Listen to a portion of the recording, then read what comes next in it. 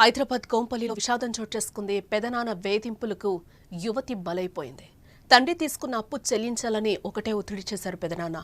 ఇంట్లో ఎవరు లేని సమయంలో అసభ్యకర ప్రవర్తన, దీంతో మనోవేదనకు గురై అంజలి ఆత్మహత్య చేసుకుంది.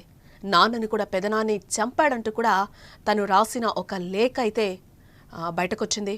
వాడికి ఖచ్చితంగా శిక్ష పడాలు అంటూ కూడా ఆ లెటర్లో భావోద్వేగంగా రాసింది.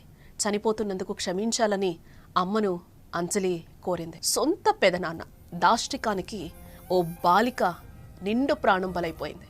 తన పెదనాన్న అవమానించారని ఆత్మహత్యకు పాల్పడింది అంజలి.